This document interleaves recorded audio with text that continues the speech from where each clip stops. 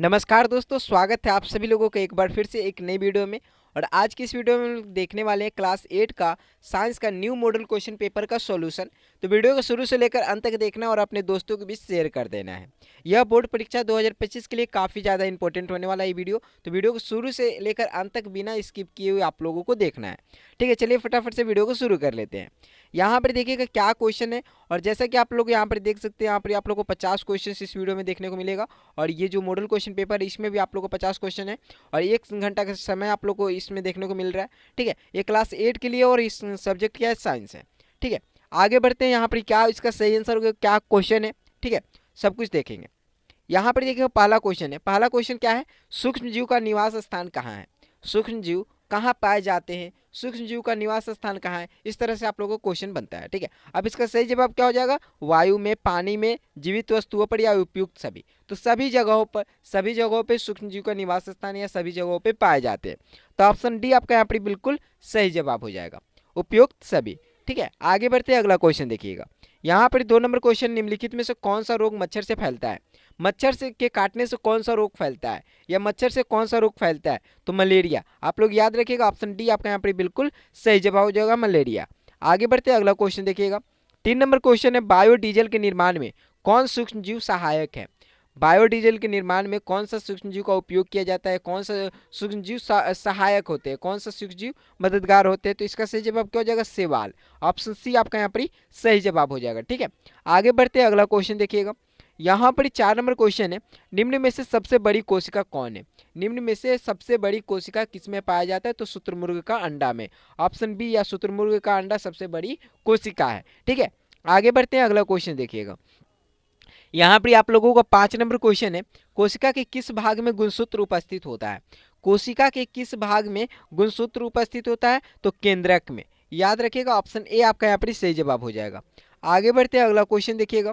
6 number question है, किस धातु की भौतिक अवस्था द्रव रूप में होती है। किस धातु की भौतिक अवस्था जो होती है द्रव रूप में होती है, तो पारा का। ऑप्शन सी आपका यहाँ पर सही जवाब हो जाएगा। ठीक है, आगे बढ़ते हैं, अगला क्वेश्चन देखिएगा।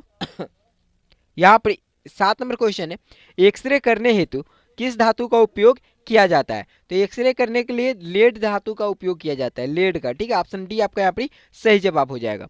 आगे बढ़ते हैं, अगला क्वेश्चन देखिएगा। यहाँ पर 8 नंबर क्वेश्चन है, झारखंड के जादूगोरा में किस धातु की प्रचुरता विद्यमान है। तो किस धातु की प्रचुरता विद्यमान है, यूरेनियम का। ठीक है, ऑप्शन सी आपका यहाँ पर सही जवाब हो जाएगा। आगे बढ़ते हैं, अगला क्वेश्चन देखिएगा। यहाँ पर 9 नंबर क्वेश्चन है, धातुओं का वह गुण जिससे उन्हें पीटकर चादर बनाई जा सकती है। धातुओं का वह गुण जिससे पीटकर उन्हें चादर बनाई जा सकती है, उन्हें हम लोग क्या कहते हैं, आघातवर्धनीयता कहते हैं। ऑप्शन सी आपका यहाँ पर ही सही जवाब हो जाएगा। या आप लोग से ये क्वेश्चन पूछ ले, जब क्वेश्चन ये पूछे कि धातुओं का वह गुण जिससे उन्हें खींचकर हम लोग पतली चादर के रूप में, पतली तार के रूप में खींची जा सकती है, तो उसको हम लोग क्या कहते हैं, तन्यता कहते हैं। लेकिन यहाँ पर पीट कर चादर बनाई जा सकती है, तो उसको हम लोग क्या कहेंगे, आघातवर्धनीयता कहेंगे। यहाँ पे आपका सही जवाब क्या हो जाएगा, ऑप्शन सी आपका यहाँ पर सही जवाब हो जाएगा। आगे बढ़ते हैं, अगला क्वेश्चन देखिएगा।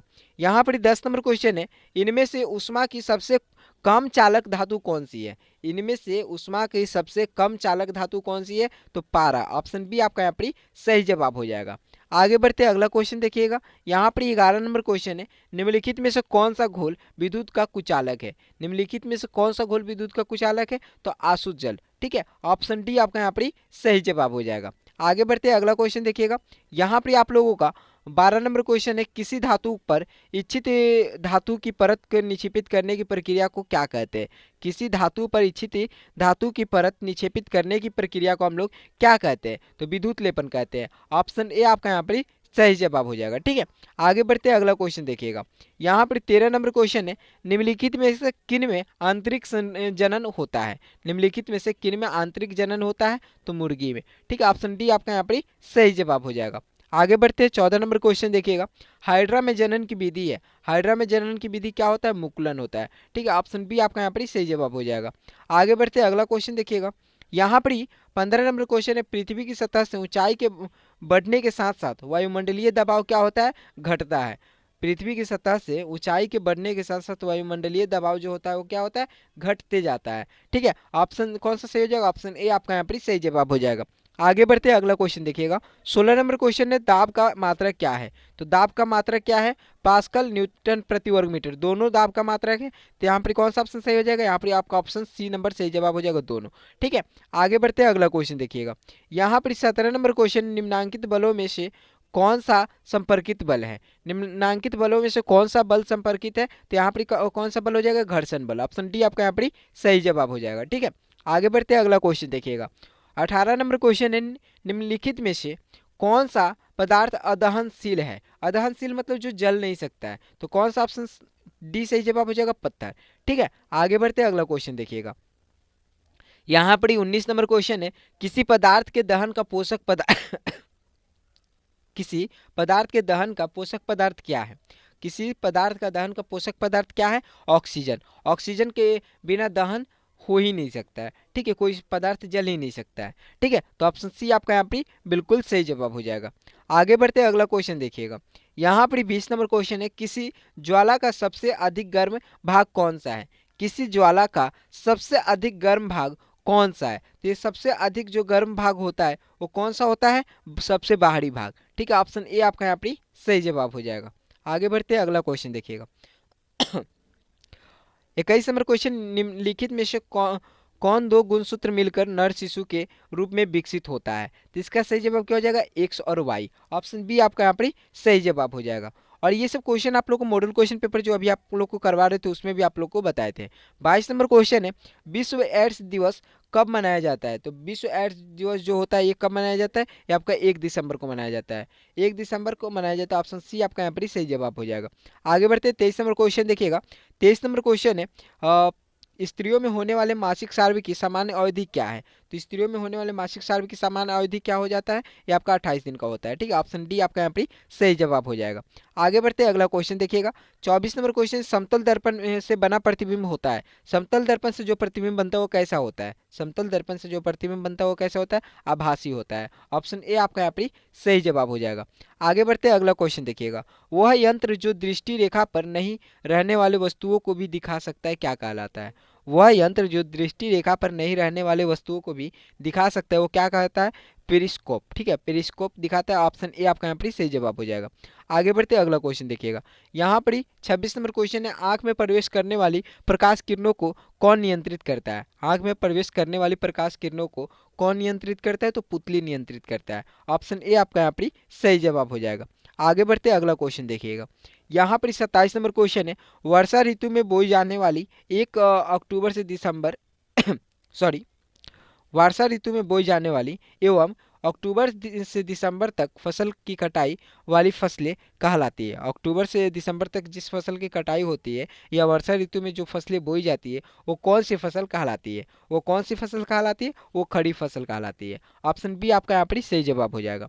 आगे बढ़ते अगला क्वेश्चन देखिएगा। सौपोषी का उदाहरण है। सौपोषी का क्या उदाहरण है? सौपोषी। सौपोषी का उदाहरण इसमें से क्या है? अमरूद का पेड़। ठीक है, कोई भी पेड़ पौधा सौपोषी है। ठीक है, तो अमरूद का पेड़ आपका ऑप्शन यहाँ पे डी बिल्कुल सही जवाब हो जाएगा। आगे बढ़ते अगला क्वेश्चन देखिएगा। यहाँ पर आप लोगों का 29 नंबर क्वेश्चन है 29 नंबर क्वेश्चन है, हार्वेस्टर मशीन द्वारा फसल की डैश की जाती है। हार्वेस्टर मशीन द्वारा फसल की क्या किया जाती है? कटाई की जाती है। ठीक है, ऑप्शन सी आपका यहाँ पर सही जवाब हो जाएगा। आगे बढ़ते हैं, यहाँ देखिएगा। यहाँ पर 30 नंबर क्वेश्चन है, बड़े शहरों में रात्रि में चांद, तारे, ग्रह, उपग्रह क्यों नहीं दिखाई देता? तो बड़े शहरों में रात्रि के समय चांद, तारे, ग्रह, उपग्रह क्यों नहीं दिखाई देते? तो धूल धुएं से भरे आसमान में कहीं खो जाते हैं। ठीक है, ऑप्शन सी आपका यहाँ पर सही जवाब हो जाएगा। आगे बढ़ते हैं, अगला क्वेश्चन देखिएगा। यहाँ पर 31 नंबर क्वेश्चन है, सबसे दूर का ग्रह कौन है? सबसे दूर का ग्रह कौन है? यहाँ सबसे दूर का ग्रह कौन हो जाएगा? नेपच्यून। ठीक है, ऑप्शन ए आपका यहाँ पर सही जवाब हो जाएगा। आगे बढ़ते अगला क्वेश्चन देखिएगा। 32 नंबर क्वेश्चन है, खगोलीय पिंडों की दूरी को किस इकाई में मापा जाता है? खगोलीय पिंडों की दूरी को किस इकाई में मापा जाता है? तो इसका सही जवाब क्या हो जाएगा? इसका सही जवाब हो जाएगा प्रकाश वर्ष। ये भी प्रकाश वर्ष, ये भी आप लोगों को क्वेश्चन बताए थे पहले भी। ठीक है, आगे बढ़ते 33 नंबर क्वेश्चन देखिएगा। किस घर्षण की अपेक्षा सर्पी घर्षण कम होता है? किस घर्षण की अपेक्षा सर्पी घर्षण जो होता है वो कम होता है? तो इसका सही जवाब क्या हो जाएगा? स्थैतिक घर्षण की अपेक्षा। ठीक है, ऑप्शन ए आपका यहाँ पर सही जवाब हो जाएगा। आगे बढ़ते अगला क्वेश्चन देखिएगा। यहाँ पे तरल में गति करने वाली वस्तुओं को उचित आकार देकर घर्षण बल डैश किया जा सकता है। तो घर्षण बल द्वारा क्या किया जा सकता है, कम किया जा सकता है। ठीक है, जैसे तरल, जैसे जल, मान लीजिए जल में गति करने वाली वस्तु को उचित आकार दे कर घर्षण बल कम किया जा सकता है। ठीक है, आगे देखिए अगला क्वेश्चन। यहाँ पर 34 नंबर क्वेश्चन है, किस आकृति की वस्तु पर तरल घर्षण कम हो जाता है। किस आकृति की वस्तु पर तरल घर्षण जो होता है कम हो जाता है। तो इसका सही जवाब क्या हो जाएगा, नौकाकार। ठीक है, ऑप्शन सी आपका यहाँ पर ही सही जवाब हो जाएगा। घर्षण का मतलब कि रोकना। ठीक है, घर्षण का मतलब एक तरह से क्या, किसी, जैसे ब्रेक लगता है, साइकिल में ब्रेक लगता है, कैसे लगता है, वो घर्षण के कारण लगता है। ठीक है, घर्षण अगर नहीं रहेगा तो कोई चीज़ अगर चल रहा है तो चलते रह जाएगा। ठीक है, आगे देखिएगा। यहाँ पे 36 नंबर क्वेश्चन है, प्रथम पूर्ण रूप से संश्लेषित रेशा किसे कहा जाता है। प्रथम पूर्ण रूप से संश्लेषित रेशा किसे कहा जाता है। इसका सही जवाब क्या हो जाएगा, 36 का ऑप्शन नायलॉन। ठीक है, पूर्ण रूप से संश्लेषित रेशा किसको कहा जाता है, नायलॉन को कहा जाता है। ठीक है, आगे बढ़ते अगला क्वेश्चन देखिएगा। यहाँ पर 37 नंबर क्वेश्चन है, निम्न में से किससे धागे की मजबूती सबसे अधिक होती है। निम्न में से किस धागे की मजबूती सबसे अधिक होती है। तो नायलॉन धागे का मजबूती भी सबसे अधिक होता है। ठीक है, आगे बढ़ते अगला क्वेश्चन देखिएगा। 38 नंबर क्वेश्चन है, दमकल कर्मचारियों के कपड़ों पर किसकी परत चढ़ी होती है। दमकल कर्मचारियों के कपड़ों पर किसकी परत चढ़ी होती है। तो मेलामाइन का परत चढ़ा होता है। ठीक है, ऑप्शन ए आपका यहाँ पर ही सही जवाब हो जाएगा। आगे देखिएगा 39 नंबर क्वेश्चन है, ध्वनि की प्रबलता किस कारक पर निर्भर करती है। ध्वनि की जो प्रबलता होता है वो किस कारक पर निर्भर करता है, तो आयाम पर निर्भर करता है। ठीक है, ऑप्शन ए आपका यहाँ पर ही सही जवाब हो जाएगा। आगे बढ़ते हैं, यहाँ पर 40 नंबर क्वेश्चन देखिएगा, ध्वनि की प्रबलता घटाने के लिए हमें ध्वनि की कंपनों को क्या करना चाहिए। हमें ध्वनि की कंपनों को क्या करना चाहिए, आयाम घटाना चाहिए। ध्वनि की कंपनों का जो आयाम होता है उसको घटा देंगे तो उसका प्रबलता भी घट जाएगा। ठीक है, आगे बढ़ते अगला क्वेश्चन देखिएगा। यहाँ पर 41 नंबर क्वेश्चन है, प्राश्वर्य ध्वनि के कंपन कंपन एक सेकंड कंपनियों की आवृत्ति होती है। पारस्वरे ध्वनि की कंपनियों की आवृत्ति जो होती है क्या होती है, ये आप लोग को बताना है। इसका सही जवाब क्या हो जाएगा, 20,000 हर्ट्ज से ऊपर। ठीक है, आगे बढ़ते अगला क्वेश्चन देखिएगा। यहाँ पर 42 नंबर क्वेश्चन है, रिएक्टर पैमाने पर किस तीव्रता वाला भूकंप विनाशकारी माना जाता है। रिएक्टर पैमाने पर किस तीव्रता वाला भूकंप विनाशकारी माना जाता है। तो इसका आपका सही जवाब क्या हो जाएगा, 7 या उससे अधिक तीव्रता वाला। ठीक है, 7 या उससे अधिक तीव्रता वाला भूकंप जो होता है विनाशकारी माना जाता है। ठीक है, यहाँ देखिएगा 43 नंबर क्वेश्चन है, वायुमंडलीय विद्युत की खोज की थी। वायुमंडलीय विद्युत की खोज किसने की थी। वायुमंडलीय विद्युत की खोज किसने की थी, बेंजामिन फ्रैंकलिन ने। ठीक है, ऑप्शन बी आपका यहाँ पर सही जवाब हो जाएगा। आगे बढ़ते अगला क्वेश्चन देखिएगा। 44 नंबर क्वेश्चन है, ऊन से रगड़ी गई एबोनाइट की छड़ ऊन से रगड़ी गई एबोनाइट की छड़ क्या होता है। ठीक है, तो इसका सही जवाब क्या हो जाएगा आपका, रेशम से रगड़ी गई कांच की छड़ को प्रतिकर्षित करती है। ठीक है, ऊन से रगड़ी गई एबोनाइट की छड़ क्या करती है, तो रेशम से रगड़ी गई कांच की छड़ को प्रतिकर्षित करती है। ठीक है, आगे बढ़ते अगला क्वेश्चन देखिएगा। यहाँ पर 45 नंबर क्वेश्चन है, वायुमंडल में किन गैसों की वृद्धि से विश्व तापन की समस्या हो रही है। वायुमंडल में किन गैसों की वृद्धि से विश्व तापन की समस्या हो रही है। तो इसका सही जवाब क्या हो जाएगा, इसका आपका सही जवाब हो जाएगा कार्बन डाइऑक्साइड एवं मीथेन की वृद्धि से विश्व तापन की समस्या उत्पन्न हो रही है। ठीक है, आगे बढ़ते अगला क्वेश्चन देखिएगा। पृथ्वी पर पाए जाने वाली विशाल विवर्तनिक प्लेटों की संख्या है। पृथ्वी पर पाई जाने वाली विशाल विवर्तनिक प्लेटों की संख्या क्या है, वो आप लोग को बताना है। तो ये क्या संख्या है, 6 है। ठीक है, ऑप्शन ए आपका यहाँ पर सही जवाब हो जाएगा। आगे देखिएगा, यहाँ पर 47 नंबर क्वेश्चन है, ताजमहल में लगे पत्थरों का क्षरण हो रहा है, इसका मुख्य कारण क्या है। ताजमहल में लगे पत्थरों का क्षरण हो रहा है, इसका मुख्य कारण क्या है, अम्ल वर्षा। ऑप्शन ए आपका यहाँ पर सही जवाब हो जाएगा। द्वितीयक प्रदूषक है, द्वितीयक प्रदूषक क्या है, द्वितीयक प्रदूषक आपका क्या है, सल्फर एवं नाइट्रोजन के अम्ल। ठीक है, सल्फर एवं नाइट्रोजन के अम्ल। ठीक है, आगे बढ़ते अगला क्वेश्चन देखिएगा। यहाँ पर ही देखिएगा, यहाँ पर 49 नंबर क्वेश्चन है, कुछ प्रजातियों के विलुप्त होने और गायब होने की क्या कारण है। कुछ प्रजातियों का विलुप्त होने और गायब होने के क्या कारण है। आवासों का विनाश, पेड़ लगाना, वनों का संरक्षण या शिकार। तो पहला ये क्या हो जाएगा, वन आवासों का विनाश और पेड़ लगाना। नहीं, ये तो नहीं हो सकता है। आवासों का विनाश ये ठीक है, लेकिन पेड़ लगाना, इससे वो जो जीव है, प्रजाति है, वो विलुप्त नहीं हो सकते हैं। ठीक है। दूसरा क्या है, दूसरा है कि आपका पेड़ लगाना और वनों का संरक्षण। वनों का संरक्षण और पेड़ लगाने से तो बिल्कुल ही नहीं हो सकता है। ठीक है। तीसरा क्या है, ऑप्शन सी है कि वनों का संरक्षण और शिकार। वनों का संरक्षण और शिकार, इससे तो शिकार से हो सकता है, लेकिन वनों के संरक्षण से नहीं हो सकता है। ठीक है। लेकिन यहाँ पे चौथा क्या है, ऑप्शन डी में है आवासों का विनाश और शिकार, इससे बिल्कुल हो सकता है। इसी से क्या हो रहा है कि कुछ प्रजाति विलुप्त होते जा रहे हैं, यानी गायब होते जा रहे हैं। ठीक है। ऑप्शन डी आपका यहाँ पर ही सही जवाब हो जाएगा। आगे बढ़ते अगला क्वेश्चन देखिएगा। यहाँ पे 50 नंबर क्वेश्चन है, पेट्रोलियम का कौन सा उत्पाद सड़क निर्माण हेतु उपयोग में लाया जाता है।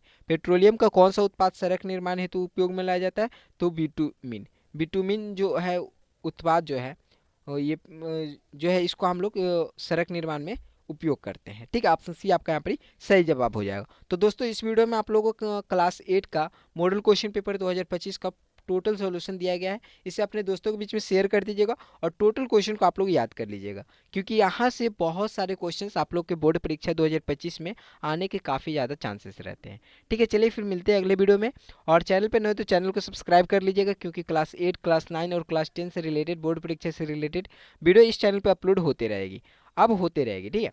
और होते रही भी है। ठीक है। चलिए फिर मिलते हैं अगले वीडियो में। Thank you. जय हिंद, जय भारत।